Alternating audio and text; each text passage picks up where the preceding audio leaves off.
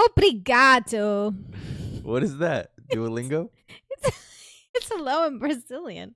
And no Brazilian, no Portuguese. Is that from your Duolingo? Probably. That was probably lesson 1. Probably, right? Yeah. I'm like unit number 3. Like I'm a pro. You're almost. Advanced. Of course. Or did that count? Are we starting? No, it doesn't. Hello, everybody. Hello, everybody. Welcome to our family. Let's Be Family podcast. Yeah. Welcome. Thanks for joining us. It's good to be here today. It is. Why? Why are you laughing? Are you laughing about bouncy hair? We're having a hard time getting the traction to jump into this. Sorry, guys. I'm channeling my Dolly Parton updo. Your hair is very tall today. I like it. There's days where the day calls for a beehive. A high bun, if you want to call it that. Very cool. I like it. Yeah, I'm not doing it for the likes. I'm just being me. Sometimes this heat just calls for putting your hair as high as you can so that you can deal with the heat. Yeah, my hair is for the people, you know? Okay. Not about me. Yeah, okay, that's fine. You know? I refuse to cut my hair. I like long hair. I think you like my hair longer. Yeah. So yeah, I have thoughts about short hair pretty often. But then I think about how I'm gonna feel the next day, and I forget about it. We were watching a movie the other day, and I told Elijah, I was like, "You think I should cut my hair like that?" And I hope this does not offend anybody, but he was like, "No, Mom, that's a Karen's haircut." I was like, "Wait, what? What?" He's like, "Yeah, no, don't do it." Some people, like, wow. Some people can rock it, but not everybody. I don't know. I do remember, I think I've told you the story, right? That I was 13 or 14 and I just stopped it. I paused because you say about how I do sequence numbers. Numbers. Perfectly. Numbers backwards. You did it I did it right this time? Oh, yeah. Okay. So that day, she just asked me, "What do you want?" And I was like, "So much power." So much. I had so much power, and I was like, you know what? I kind of want that Meg Ryan haircut, because at that time Meg Ryan was like a very famous actress. Yeah. She was the it girl, and I just love seeing her hair, you know, in like You've Got different Mail movies, yeah, and in like Angels with like Nicolas Cage and Sleepless in Seattle. Yeah, there we go. So that was like the haircut. So I was like, "Do you think I could have this haircut?" She was like, "Sure, let's do it." All right. So I sat there and my locks went away and I got home and my dad was home. My mom wasn't at home for some reason that afternoon. She had taken off of me like 10 years or so. I felt like a new woman. I was 14 anyway. And my dad looks at me and he's like, "Who did that to you?" Oh, no. I was like, "What do you mean? I love it." He's like, "Where's the rest of your hair?" I was like, "I just wanted something to do." It was fun because I didn't have to really do much for my hair in the morning. And I was in high school, so it made it really easy to just kind of roll out of bed and keep on going. Yeah, that's a plus. So I think bald dudes got it going on. I wouldn't go as bad as say bald, but I wasn't bald, but it was pretty short. I said dudes, like men that are bald that do it on purpose. Yeah. Because it's just easier. Yeah. I think some people have is it physique or the face? I don't know.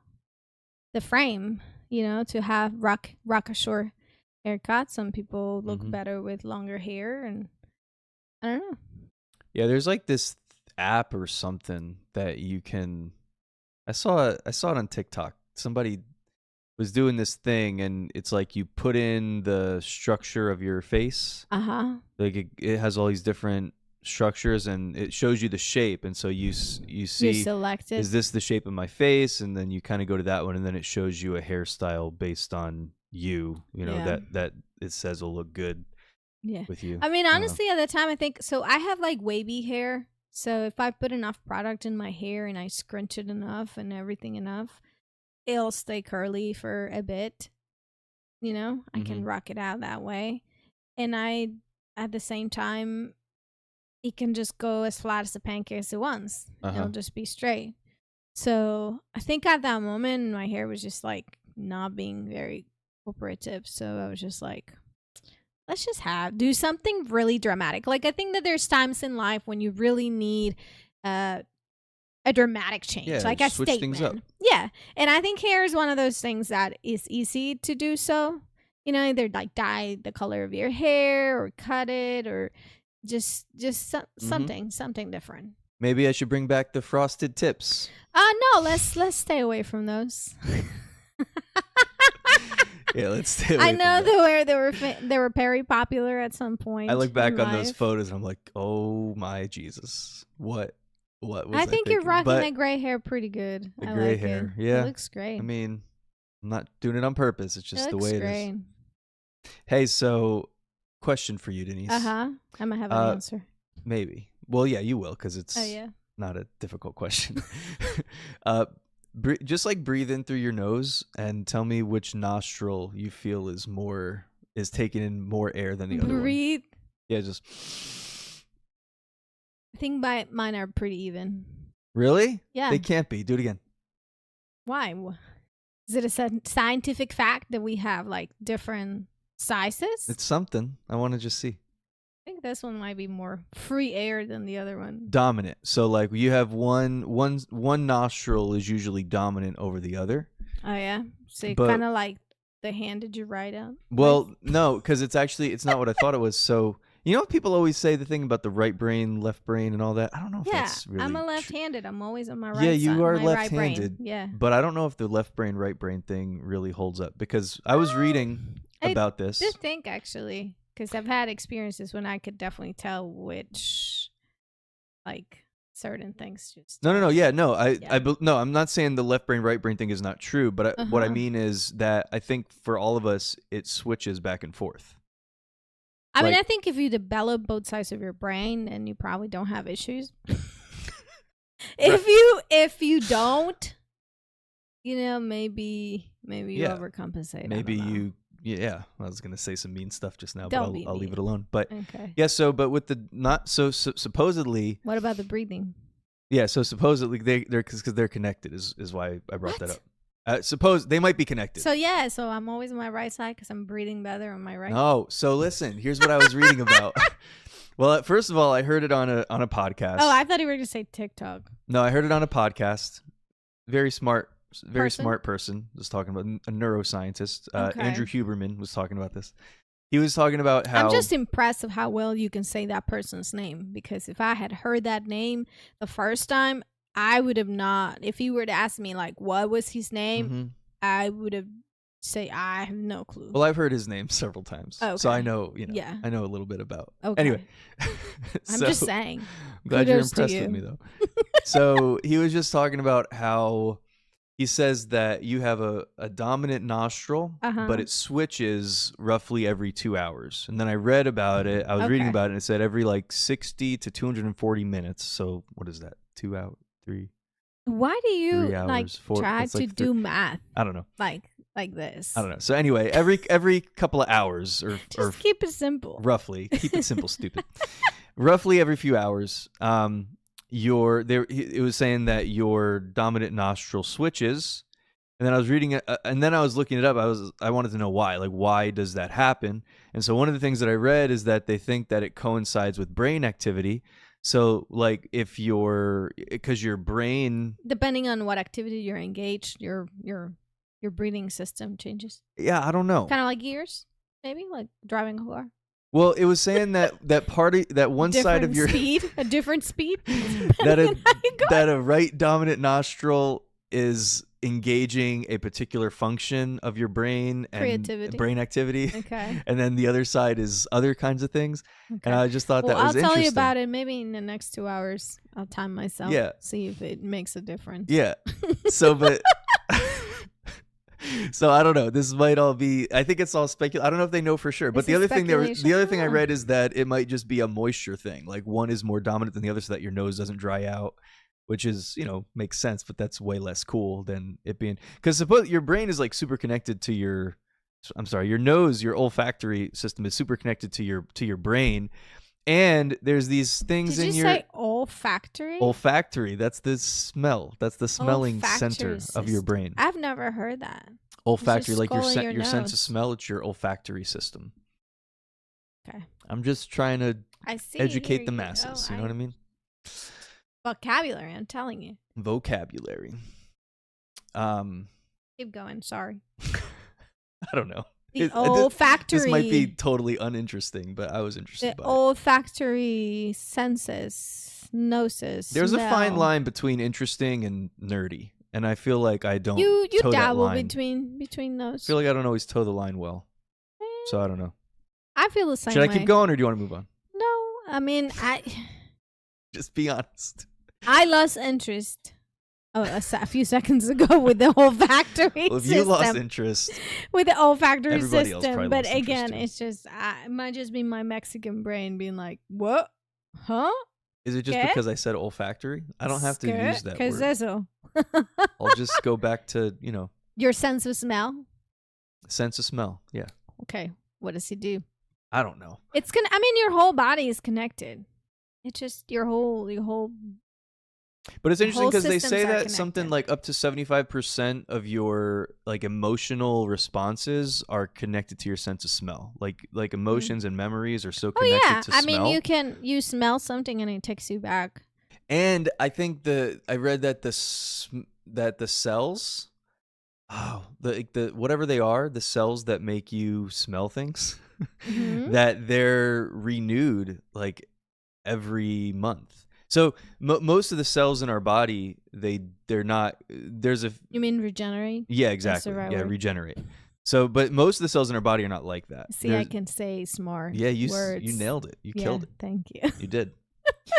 There's certain parts in our body where there's cells that Yeah, regenerate. it's like but in your tongue, you have like a ridiculously amount. I'm not even going to try to tell you how many receptors of taste in your tongue. Yeah. And they, over time, they change, they regenerate, especially also like if you happen to like accidentally burn your tongue or something like that, they lose sensitivity and then you regain sensitivity after a certain amount of time or stuff like that. That was a thing that I learned recently too, is that your taste buds, okay, so I don't know if they taught you this in Mexican school or not, but for me, Okay. in school, they taught us that different parts of your tongue had different kinds of taste buds.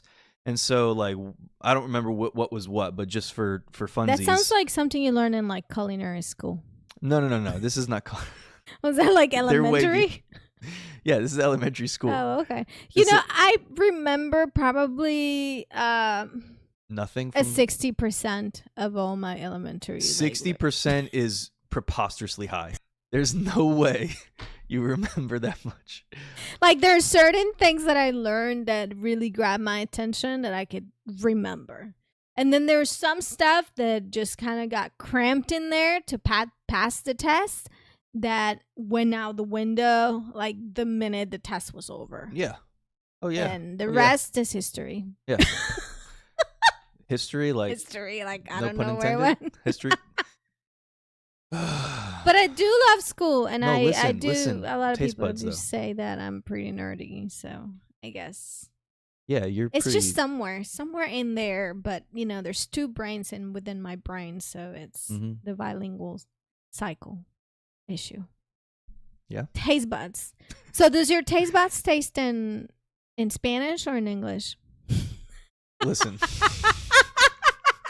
That's probably a really stupid question. Sorry. English, I think. Yeah, probably. Yeah. You have a gringo taste. Yeah. Yeah. I think so. Yeah, I have a very Mexican taste. They're so- probably Italian. Your taste buds are Italian? Yeah. Yeah, probably. So listen, taste buds. Yes.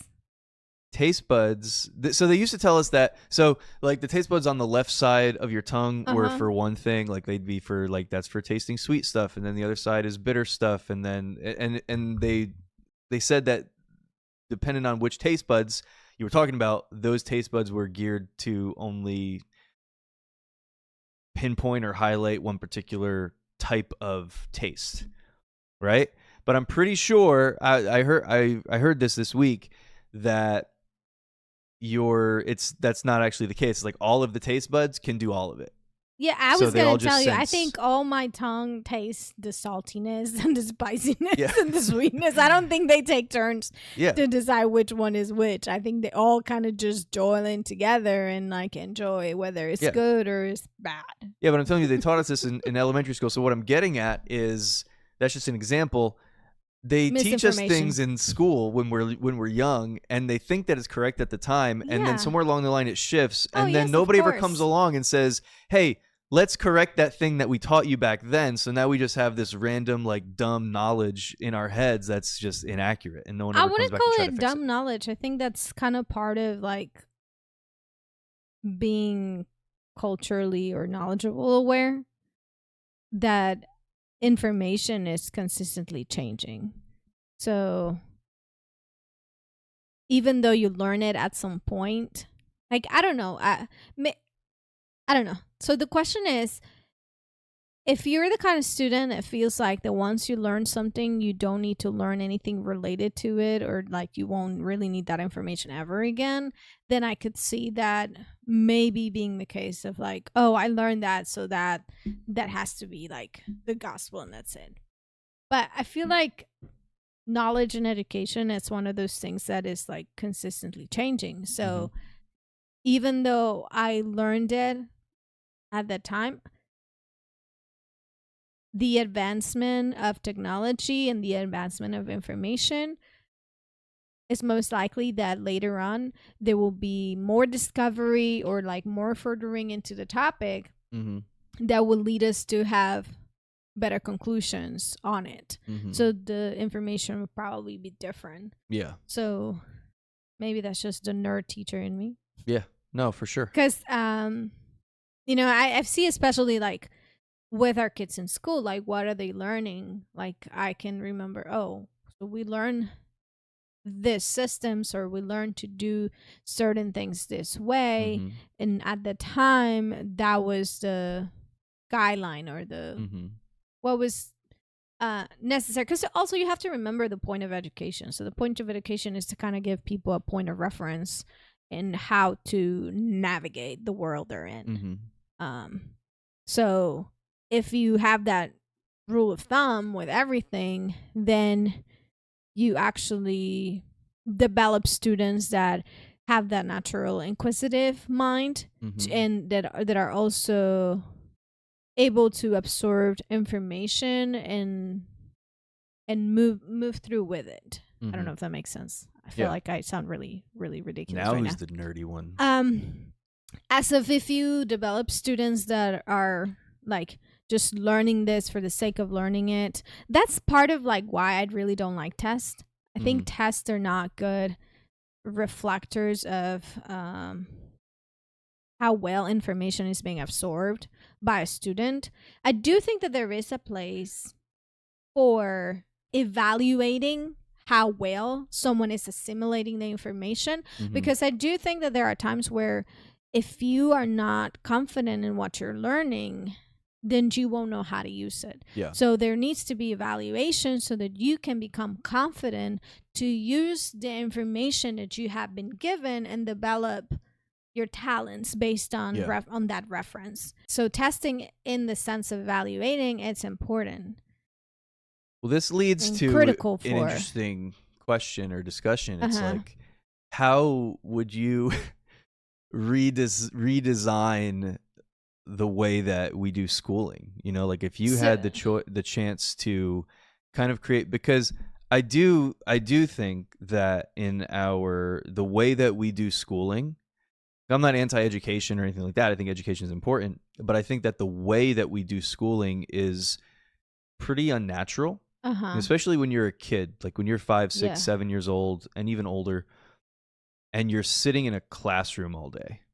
I just feel like that's the most unnatural thing in the world for kids. And we have all these kids that, you know, they get labeled with ADHD and they get labeled with attention deficit. They get labeled with these different things and disciplinary problems and whatever. And it's like, well, yeah, okay. Like, I'm not saying that none of that is real, like at all, ever. But I do think like how do we expect kids that are interested in exploring the world, they're Mm-hmm. interested in having fun, they're interested in these different things, like why is it like why did we normalize making them sit down for 7 hours a day in a classroom? I think part of the issue is because we have taken away things that are necessary for the kids to have those experiences within the classroom. So when Mhm. you take those things out, that's what you will end up with. Mhm. So if you want to structure education more as a job where the teacher is just a supervisor and you're Mhm. just going to evaluate children and based on how well they perform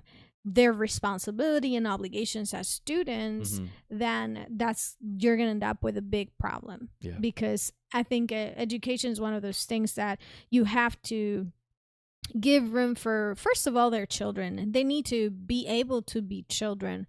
And I think that there's certain elements of education that have been removed that have affected the level or the way that kids will naturally learn. Mhm. But I think learning has to be taught as a skill. Mhm. Not everybody learns the same way. Yes, I think And that's a granted. the school system is designed really for everybody to learn the same way. And not everybody Which is learns well unfortunate. Yeah. under those conditions. Yeah. And I mean, our modern day school system, it was invented to basically raise up mild Employees. mannered factory Yeah. workers. Yeah. And so I'm not saying that like today in America, like that's why it exists, but No. that's why it was invented. Mm-hmm. And so much of it, I mean, like what is, yeah, I mean, we need regular workers to go out into the workforce Yeah. and whatever. And so I think that there's an aspect of schooling where it's designed to like teach you the discipline of sitting still and teach you the discipline of doing your tasks and all of that. And it's like Yeah. it doesn't But seem there's like it's other ways to really teach the same discipline. no, though, for sure. And You and know, and like I think about though I've never been homeschooled.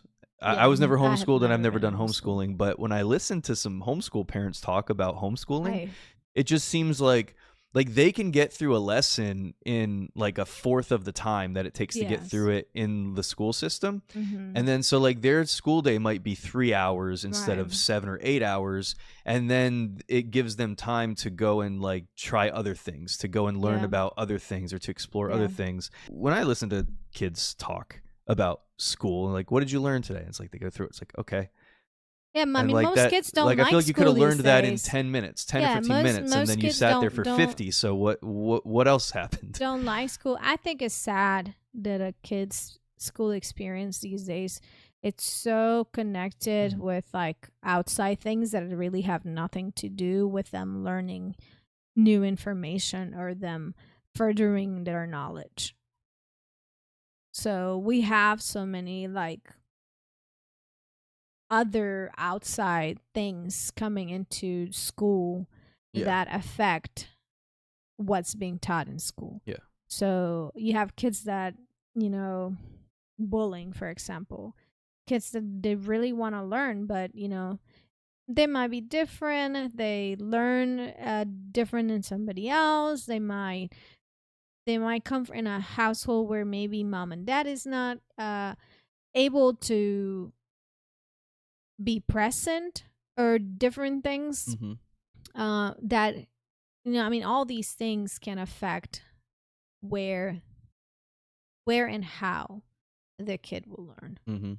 And I honestly think at the same time, I mean, our society is just not set up for that. Like it's not set up for a parent to be able to say, hey, listen, my kid needs me right now. I need to leave work and for that to be okay, yes, you go take care of your family. Like it's not set up that way. Some kids also have, anxiety from going to school because, the teacher is upset, and I get it. Some classrooms might be overcrowded, so the teacher doesn't have enough help, or the teacher doesn't have the necessary tools to do in order to teach kids the best way. So I think there's so much surrounding that whole issue, and I think as parents, the best that we can to be involved in their education it's only going to be beneficial for them. Yeah. And I know sometimes that's like pulling teeth, because you say, you know, kids go to school and they're sitting there not being able to go out in recess. They have to sit down quietly. They can't even talk to their friends. It's sometimes it just kind of feels like it's like they go to booth camp.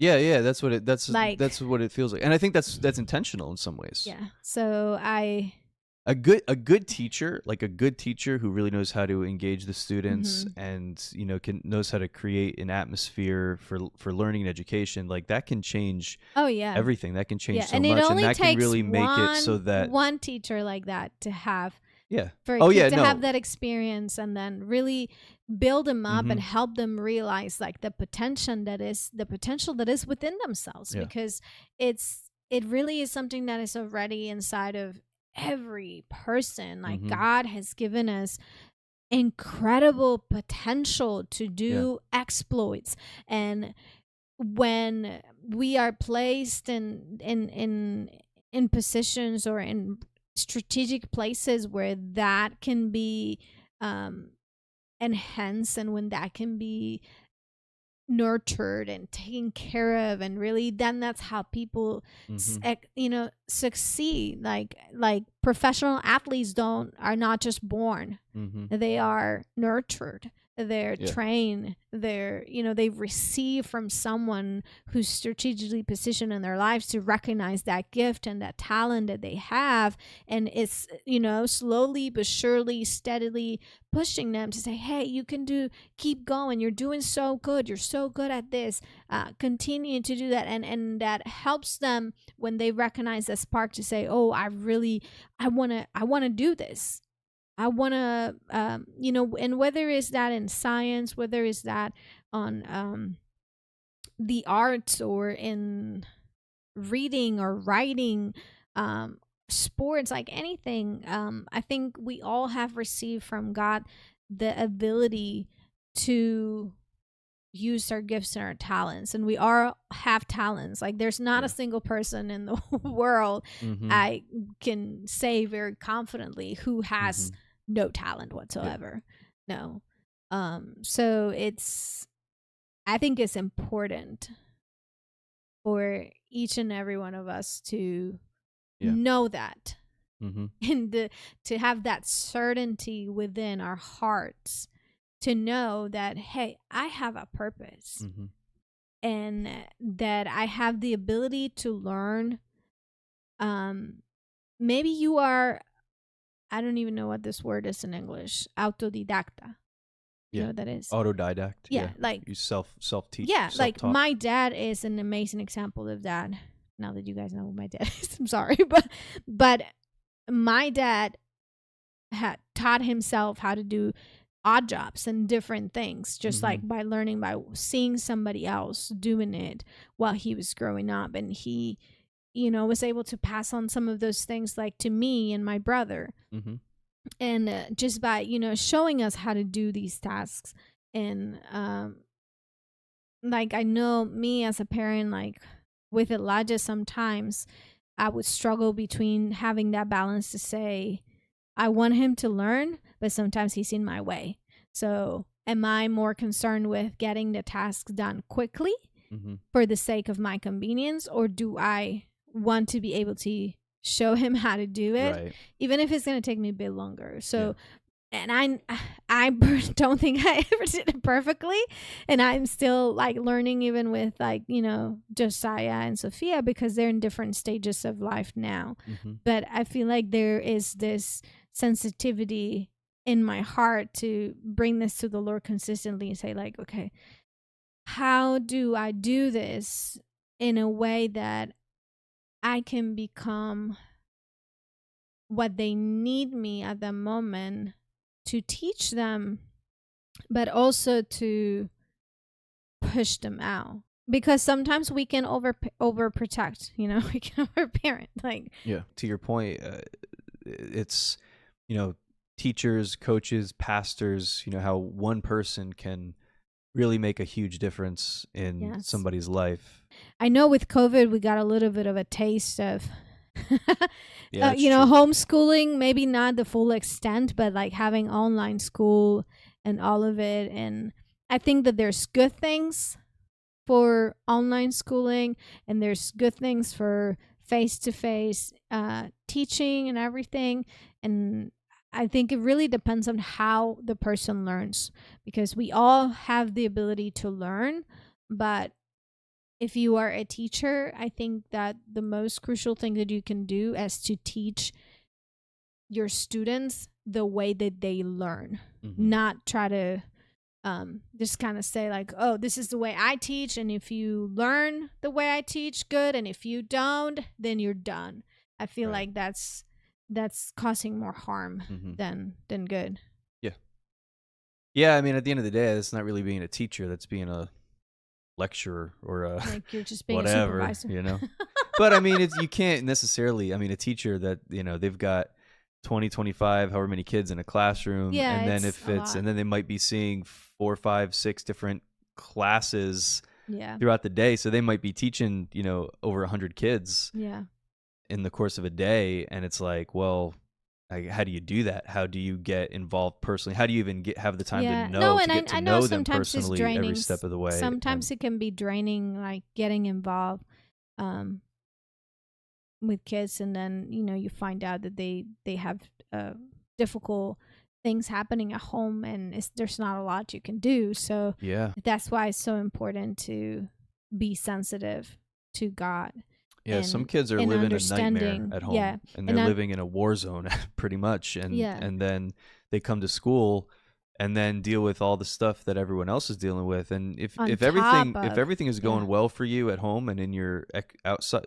like non-school life, school itself has enough stress and pressure with like just peer pressure and mhm, social pressure and all of that. And then on top of that, if you're not, maybe the best learner, or that's not that you're not a good learner, but the structure of the school system it's not doesn't really working lend for you. itself to Yeah, the way that you learn, or the way yeah, that is convenient for you and for your mind to grab hold of things and to learn things.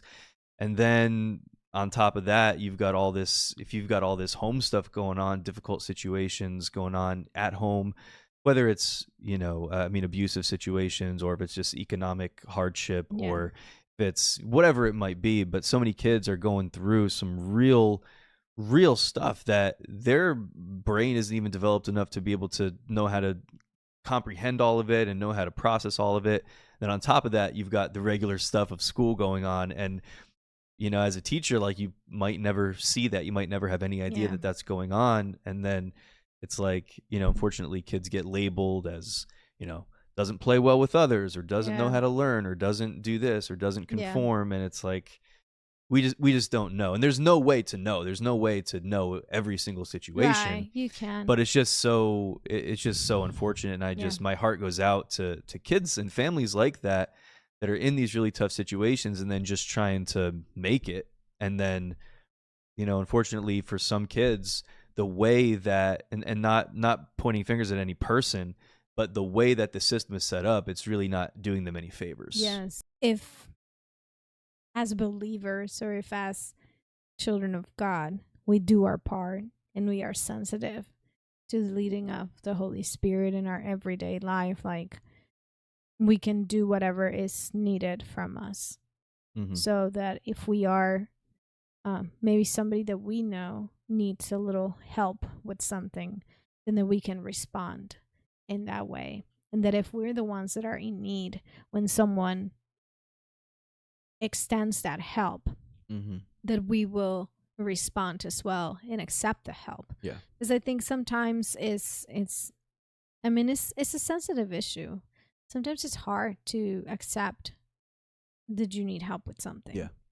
It's, and especially when we have this facade.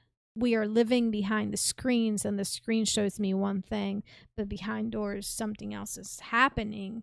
And we don't want people to see the vulnerability, or Right. we don't want people to see the difficult things. And I think that causes more harm, Hmm. because we it's a part that God has designed for us. God has designed for each and every one of us to be able to be Christ in the crisis to someone else. Not that we become Christ, but that Christ in us is the hope of glory, and it's the hope for someone. It's that help that someone needs at that moment.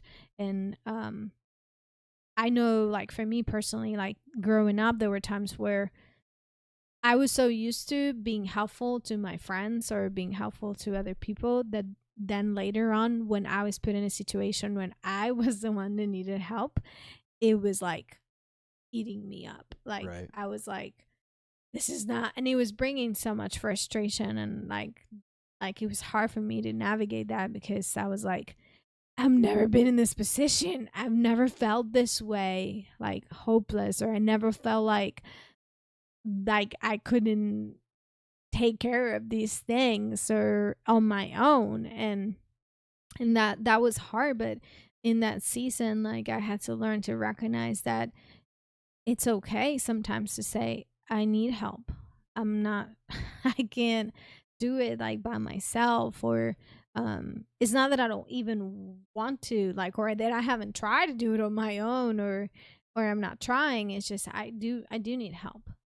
So there's a balance to being able to be the answer or help for someone, and also being able to accept and receive help and receive blessings to you. Yeah, 100%. Yep. So do you want to go back to the taste buds? Not the taste. Well, kind of. Yeah. So we're going to wrap this up, I think, right? Yeah. We're going to wrap this up. Do you want to do this now? Sure. Let's do this now. We're ready to do this now. So on our previous episode, episode right before this one, we talked about candy bars, talked about some of our favorite candy bars. And I brought up something. I brought up the king size candy bars. And Denise very, very correctly said that I think those are called share size now. And I thought when you said that, I thought you were talking about, I was thinking of, you know how M&Ms, they have different size bags, right? And so there's a bag that is called share size, but it's not like the regular shape of the M&M package. It's like a larger package, and it's the kind of thing you wouldn't eat all of those in one sitting. And that's what I was thinking about. I was thinking of like when you said share size, I was thinking of a larger size. But turns out you're absolutely correct when you said share size, because I'm so out of the loop on this that apparently the king size went away back in like 2012. I looked into this. Apparently the king size went away, because the reason I brought this up, I was talking about my frustration at when you try to grab a king size candy bar, or you see a large candy bar on the shelf by the register, by the checkout or whatever, and you think it's a large candy bar, and then it's actually like two pieces. It's in two pieces. It's two smaller pieces inside the wrapper. And so it turns out that I did some research on this, because it's what I do. I did some research on this and found out that they took the king size away, and I guess it was like a PR move, because these candy bar producers, I guess they were getting backlash, or they were afraid of getting backlash or whatever about the calorie count being too high on the candy bars. So they took away the large candy bar. And so now like I've got this Snicker, and it says king size. It says, I don't know if you can see this in the camera or not, it says share size, and it's looks like a candy bar, but it's moving in the middle because it's actually two pieces.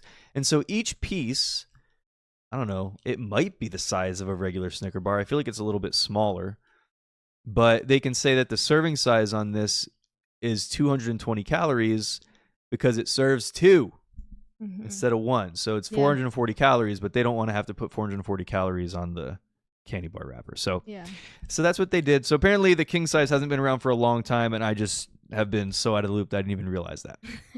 Well, because with the whole regulation of in the past few years, recognizing that sugar count and all that candy without the calorie count or whatever you want to call it, it's a big cause or reason for diabetes and like other illnesses and stuff like that, and overweight and all that. I think that they have made regulations, so that's why now they are share size, and then they cut them like that. So I mean, I it's- remember that. You did not, but I did. I didn't remember that.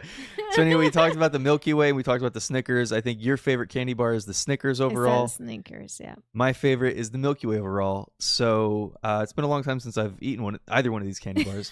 I know it's been a minute. But we're gonna do this. We're gonna do this. We're gonna Try eat both it. of them, and then we're gonna see which one's better. Which one, if we both stick to our guns, or if we come over to the other camp or not. So we're gonna take a bite of each, or are we gonna eat the whole thing? A bite of each. I don't can eat the know whole if I thing. can just eat one bite of the Snickers. But this without is the eating one whole time where thing. this share size thing actually comes in handy because Yeah. it's already pre-divided into 2 bars, Exactly. so I didn't have to buy 4 candy bars. I only bought 2. We're not millionaires around here. Get out of here. So it worked out well this time, but overall, not a fan. So Overall, which no. one do you want to do first? Your favorite kind. Okay, so we'll start with the Milky Way. Okay. Milky Way, what a candy bar should be. It's so Milky Way, it says creamy caramel, smooth nougat. Snickers says peanuts, caramel, nougat. So it's pretty much the same stuff, except it's got. Oh wait, no, it's not. Yeah. They caramel and nougat, but the Snickers has peanuts in it, Nougat. obviously. All right, so we're doing So you Milky say Way first. nougat instead of nugget? Yeah, it's Is there a not nugget. difference? Is Nugget- there a difference? So nuggets Nugget is like that chicken. chicken nuggets? Yeah, chicken I think nuggets. I always said nugget. It's spelled differently. It's spelled N-O-U. It's okay. I'm Mexican. It's either nougat or nougat. Nougat. Oh, okay. Nougat.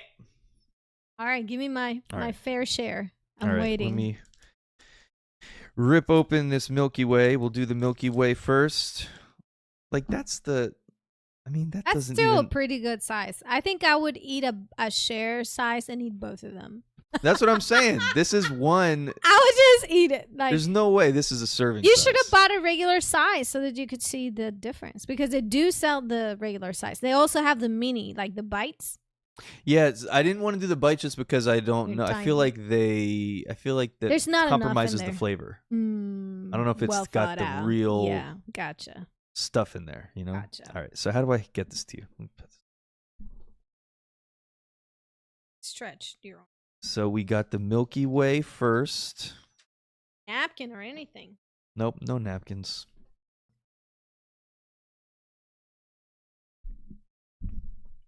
I took a really big bite. Yeah, you forgot you're like being on a tour. Is that the word? You're supposed to be tasting it. Like, Connoisseur. oh, there you go. What is the other word? Is What that did a you say? dinosaur? It sounded like a dinosaur. Maybe it is. Connoissaurus. All right, so that's the Milky Way. We should have had a palate cleanser in between. Like a piece of cucumber. Yeah. Or a pretzel or something. Some watermelon. Water. At least you have water over there. I have no water whatsoever. All right, Snickers. Wait. This is smaller. Should have measured them to see which one was Does it bigger. look small? than the other. Well, the Snickers actually has fewer calories, which I was surprised. Maybe it's because it's smaller. All right, ready? Ready?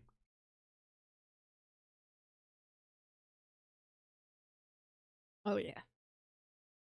So here's the side by side of the candy bars. So the Snickers is way denser. Like the Snickers has way more stuff going on inside it, and the Milky Way is more like airy, and it's got more, like the molecules are more spread out.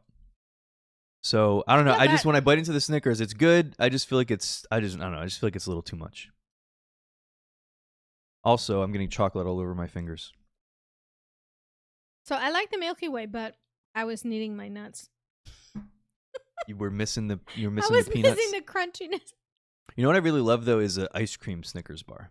So Those are yeah, great. those are amazing. Oh, Yeah. I'm gonna buy me one of Those are fantastic. I don't think there's an ice cream Milky Way. Because why? I mean, there's no reason to. Stay in your lane, you know? Yep. No. All right, one more on the Milky Way. I stay my point. Sneakers. It's definitely heavier on the caramel. It was more like, The Milky Way? I feel like it's more of a workout for your mouth. Milky Way has more. I don't know. Maybe it's half and half, but I feel like it's missing something.